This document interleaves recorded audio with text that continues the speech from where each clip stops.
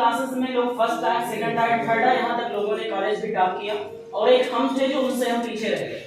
जरूरी है अगर हमें तो उन कमियों को तलाशने की कि क्या ऐसी कमी थी जो हमने की, क्या ऐसी गलतियां हमने की जिससे वो आगे हुए और हम पीछे हुए। आप सबकी स्टेजेस लगभग समान है, 24 घंटे सबको मिलते हैं। ऐसा नहीं कि इनके पास जो टॉपर है उनको 48 घंटे मिलते हैं। इन्होंने किसी अलग टीचर से कभी कोचिंग नहीं की, ना कोई ट्यूशन ज्वाइन किया, क्योंकि बेटा कभी नहीं किया। यही टीचर पढ़ाए, उसी टीचर का पढ़ाया बच्चा 90%, 94% भी पूरे मिलत को टॉप करता है, और उसी टीचर के पढ़ाए बेचारे पास होने में भी कहीं ना कहीं दिक्कतें आ जाती हैं।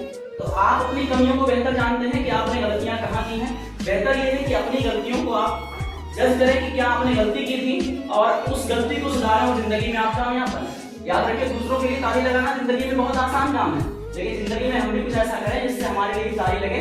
ये हमारे माँ बाप के लिए कहीं ना कहीं फख्र की बात हो। हमेशा याद रखिए, जब भी आप इस कैंपस में आते हैं, जब भी अपने सीट्स पर बैठते हैं, तो यहाँ पर आने के पीछे आपका जो सबसे पहला मकसद क्या है? क्यों आते हैं यहाँ पर? पढ़ने के लिए। लेकिन अफसोस की बात यह है कि अपने मकसद को अक्सर भूल जाया करते हैं।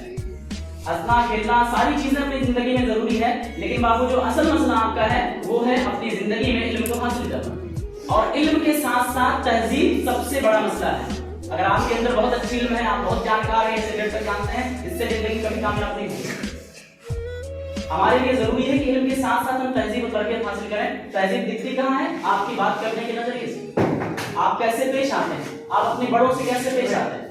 और भी अगर घर पे इज्जत करते होंगे तो लाजमी है कि आप अपने टीचर्स की भी इज्जत करेंगे, और अगर घर पे इज्जत नहीं करते हैं तो लाजमी है कि माँ बाप की इज्जत भी नहीं करते हैं। तो असल मसला तालीम के बाद आपकी तहजीब का नंबर है।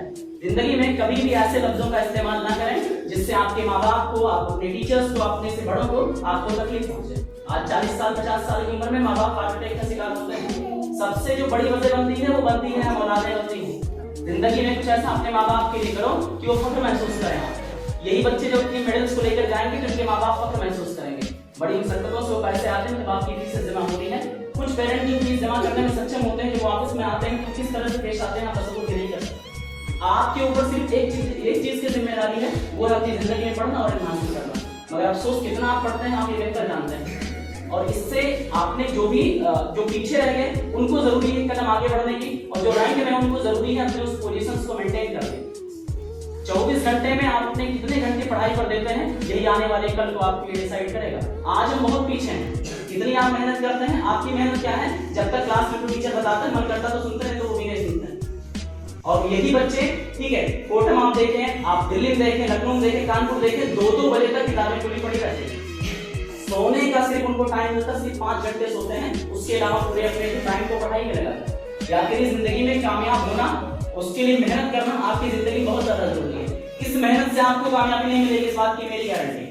अभी थोड़ा सा आपको और खुद को इंप्रूव करने की जरूरत है, थोड़ा सा आपको सुधार करने की जरूरत है। जिंदगी में कामयाबी का असल ताल्लुक है पैसे से। पैसा है तो आप अपनी जिंदगी में कामयाब हो, नहीं हो तो आप कामयाब नहीं। और पैसा मिलेगा कहाँ से? कामयाबी से। कामयाब देखिए, असल खुशी का क्या है? ये घूमने फिरने में, ठीक है, या बात करने, पंचायत करने में, इसमें कभी कामयाबी नहीं है। असल कामयाबी होगी कि जब आप कभी अपनी जिंदगी में कामयाब हो और अपनी सैलरी का पहला हिस्सा आप अपने घर पर लेके आएंगे, उस दिन आपको कामयाबी का असल मतलब पता चलेगा कि खुशी क्या होती है, आप तब जान पाएंगे। जो पीछे रह गए फिर से वही चीजें बाबू थोड़ा सा सुधार करिए। आप सबके जहन लगभग एक है, तो अपने माँ बाप की चेहरों पर खुशियां लाइए, अपनी जिंदगी में कामयाब होइए, मेहनत करिए, यही दुआ है।